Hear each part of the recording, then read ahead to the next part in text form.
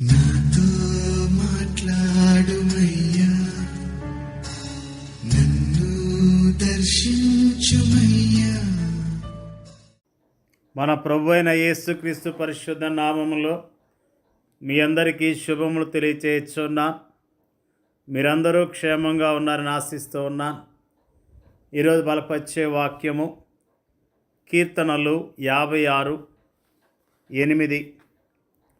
నా సంచారములను నీవు లెక్కించి ఉన్నావు, నా కన్నీళ్లు నీ బుడ్డిలో ఉంచబడి ఉన్నవి. కీర్తనాకారుడు ఎలాంటి పరిస్థితులు గుండా వెళ్ళాడో, అతని కన్నీళ్ళు గల కారణాలను ఈరోజున జ్ఞాపకం చేసుకుంటూ ఉన్నాం. దేవా, నన్ను కరుణింపుము, మనుషులు నన్ను మృంగవల్లని ఉన్నారు. దినమెల్లా వారు పోరాడుచు నన్ను బాధించున్నారు. అనేకులు గర్వించి నాతో పోరాడుచున్నారు. దినమెల్లా నా కొరకు పొంచి ఉన్నవారు నన్ను మృంగవల్లని ఉన్నారు. నాకు భయము సంభవించు దినమున నిన్ను ఆశ్రయించుచున్నాను. దేవుని బట్టి నేను ఆయన వాక్యమును కీర్తించెదను. దేవుని యందు నమ్మిక ఉంచి ఉన్నాను, నేను భయపడను. శరీరధారులనేమి చేయగలరు? దినమెల్లా వారు నా మాటలు అపార్థము చేయుదురు. నాకు హాని చేయవలన తలంపులే వారికి నిత్యము పుట్టుచున్నవి. వారు గుంపు కూడి పొంచి ఉందరు. నా ప్రాణం తీయగోరుచు వారు నా అడుగుజాడలు కనిపెట్టుదురు. తాము చేయు దోషక్రియల చేత వారు తప్పించుకుందురా. దేవా, కోపము చేత జనములను అనగొట్టుము. నా సంచారమును లెక్కించి ఉన్నావు, నా కన్నీళ్లు నీ బుడ్డిలో ఉంచబడి ఉన్నవి. అవి నీ కవిల్లో కనబడును కదా. నిజంగా భక్తుని యొక్క ఆవేదన, దుఃఖాన్ని మనము జ్ఞాపకం చేసుకుంటూ ఉన్నాం. మనం ఎప్పుడు ఏడవలేదా? మనం ఎప్పుడు కన్నీళ్ళు కార్చలేదా? మన శ్రమలు, మన కష్టాలు, మన దారిద్ర్యము, మన వ్యాధి బాధలు, మన ఆర్థిక ఇబ్బందులు, మన ఇంట్లో ఉన్న పరిస్థితులు అనేకసార్లు తీవ్రమైన నిరాశ నిస్పృహలకు గురి చేయలేదా? అలాంటి సమయాల్లో మనము కన్నీళ్ళు కార్చలేదా?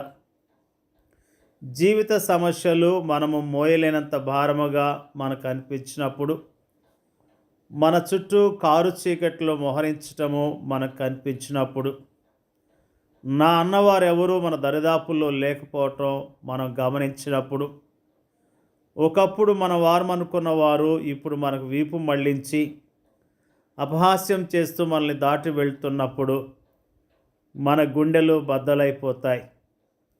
మన నోళ్ళలో నుండి ఏడుపు పెలుబుకి వస్తుంది. మన కళ్ళల్లో నుండి కన్నీళ్లు కట్టలు తెచ్చుకొని ప్రవహిస్తాయి. అలాంటి సమయాల్లో మనం అనుభవించే హృదయ వేదన మనకు తప్ప ఈ లోకంలో వేరెవరికీ అర్థం కాదు. కొన్నిసార్లు మనల్ని చూచి కానీ, మన పరిస్థితిని చూచి కానీ జాలిపడి ఆదరించి ఓదార్చేవారు మన చుట్టూ ఎవరూ లేనట్టుగా మనకు అనిపిస్తుంది. అలాంటి సమయాల్లో దేవుడు కూడా మౌనంగా ఉన్నట్లుగా మనకు తోస్తుంది.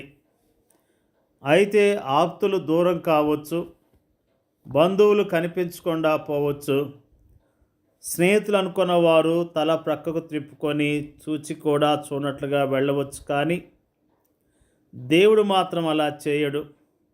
ఆయన నీ పరిస్థితి అంతా చూస్తున్నాడు, నీ కష్టానంతా పరిశీలిస్తున్నాడు, నీ కన్నీళ్లను తన బుడ్డిలో నింపుకుంటున్నాడు. తగిన సమయంలో నీకు సహాయం చేసేందుకు సిద్ధముగా ఉన్నాడు. ఆయన తన బిడ్డల కన్నీటిని తన బుడ్డిలో నింపుకుంటున్నాడు. పాత నిబంధన పరిశుద్ధుల విషయంలో ఆయన అలానే చేశాడు. దేవుని ప్రజల వైఫల్యాల విషయమై తన తలను జలమయముగా చేసుకొని రోధించిన ఇర్మియా కన్నీళ్ల విషయంలో ఆయన అలానే చేశాడు. క్రీస్తు సంఘములోని అవయములైన విశ్వాసుల విజయము కోసము ప్రార్థించిన పౌలు కన్నీళ్ల విషయంలో ఆయన అలానే చేశాడు. అన్నిటికీ మించి అనేక సందర్భాల్లో నిర్భాగ్యులైన మానవులను చూచి నిట్టూర్పులు విడుస్తూ ఆత్మలో మూలుగుతూ కన్నీళ్లు విడిచిన తన ప్రియకుమారుని కన్నీళ్ళ విషయంలో కూడా ఆయన అలానే చేశాడు. అవును, దేవుని ప్రియకుమారుడైన క్రీస్తు లాజరు సమాధి యొద్ద మాత్రమే కాక తాను శరీరధారి ఉన్న దినముల్లో మహారోదనముతోనూ కన్నీళ్లతోనూ ప్రార్థనలు యాచనలు సమర్పించాడు. మన పాప భారం అంతటినీ భరిస్తూ తాను కలువరి శిలువపై అనుభవించనయ్యున్న తీవ్రమైన శ్రమానుభవాలను తలంచుకొని స్వేద బిందువులు రక్త బిందువులుగా మారినంతగా ఆయన గెత్సెమనే వనములో రోదించాడు. కన్నీళ్ళు కన్నీళ్ళు కన్నీళ్ళు. ఈ లోకములో ఉన్నదంతా కన్నీళ్ళే. కొందరివి కనిపించే కన్నీళ్ళు కాగా మరికొందరివి కనిపించని కన్నీళ్ళు. అయితే దేవుడు ప్రతి ఒక్కరి కన్నీళ్లు చూస్తూనే ఉన్నాడు. వాటన్నిటినీ తన బుడ్డిలో పట్టుకొని నిల్వ చేస్తున్నాడు.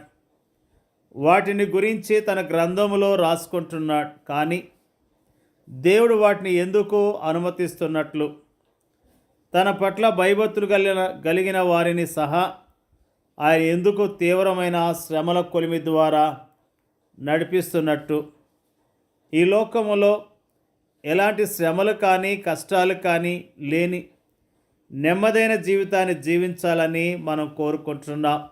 కానీ మనం కోరుకున్నట్లే జరిగితే అప్పుడు మన జీవితాలు ఎలా ఉంటాయో తెలుసా? చెట్ల నీడన చిన్న చిన్న తొట్లలో ఉండే చిన్ని చిన్ని మొక్కల జీవితాల్లా ఉంటాయి. అవి తమకు తాముగా జీవించలేవు. కానీ వాటిని అమ్ముకునే వ్యక్తి పోసే కాసిన నీళ్లతో మేము బ్రతుకుతున్నాం అనిపిస్తాయి అంతే. అవి భూమి లోతులకు వేరుపారలేవు, ఆకాశపు ఎత్తులకు పెరగలేవు. స్థిరమైన కాండముతోనూ బలమైన కొమ్మలతోనూ సువిశాలముగా వ్యాపించలేవు. అవి తీవ్రమైన ఎండ, గాలి, వర్షం లాంటి మారే వాతావరణ పరిస్థితులకు ఏమాత్రమో తట్టుకోలేవు. ఇదెంత దౌర్భాగ్యమైన స్థితి! దేవుడు తన ప్రజలకు కష్టాలను అనుమతించడంలో మరో కారణము కూడా ఉంది. కష్టాల్లో ఉన్న ఇతరులను చూచి వారు జాలి చూపడం నేర్చుకోవాలన్న ఉద్దేశంతో కూడా దేవుడు తన ప్రజలకు కష్టాలను అనుమతిస్తాడు. ఆ విధముగా ఆయన మనలను సంతోషించు వారితో సంతోషించేందుకును, ఏడ్చు వారితో ఏడ్చేందుకును మనకు శిక్షణ ఇస్తాడు. దేవుని యొక్క ప్రజలమైన మనము దేవుడు మన జీవితంలో జరిగించే కార్యాలను బట్టి దేవుని స్తుతిస్తూ దేవుని ఘనపరచవలసిన వారమై ఉన్నాం. మన జీవితాల్లో మనం కాచే కన్నీళ్లను ఆయన చూస్తూ ఉన్నాడు. మన పరిస్థితులను ఆయన చూస్తూ ఉన్నాడు. మన పరిస్థితులను అర్థం చేసుకొని సహాయం చేయటానికి ఆయన సిద్ధముగా ఉన్నాడు. ఆయన విడిచిపెట్టే దేవుడు కాదు. తన ప్రజలు కన్నీళ్లు కాచారని దేవుడు మోషేతో మాట్లాడుతూ నేను దిగి వచ్చానని ఆయన అంటూ ఉన్నాడు. నిజంగా ఇజ్రాయేలు ప్రజలు కన్నీళ్లు కాస్తూ రోధించినప్పుడు ఆయన దిగి వచ్చి మోషేతో మాట్లాడినట్లుగా దేవుని యొక్క వాక్యము తెలియజేస్తున్నది. ఆయన మనతో మాట్లాడతాడు. మన పరిస్థితులు తగిన జవాబునిస్తాడు. ఓపికతో విశ్వాసంతో ఎదురు చూస్తూ జీవిద్దాం, ఆయన మహింపరుద్దాం. దేవుడి యొక్క వాక్యాన్ని దీవించును గాక. పరిశుద్ధులైన తండ్రి, స్తోత్రాలు తెలియజేస్తూ ఉన్నా. భక్తుని యొక్క ఆవేదన, కన్నీళ్ళు వాటన్నిటినీ జ్ఞాపకం చేసిన విధానం బట్టి స్తోత్రాలు తెలియజేస్తూ ఉన్నా. మా జీవితాల్లో కన్నీళ్ళ గుండా వెళ్తున్నప్పుడు ధైర్యముగా ఉండటానికి, విశ్వాసంతో నీ కొరకు జీవించడానికి సహాయం చేయండి అయ్యా. నీకు వందనాలు అయ్యా. దుఃఖముతో, ఆయాసంతో ఎంతో కుమిలిపోతున్న బిడ్డలను మీరు జ్ఞాపకం చేసుకోండి.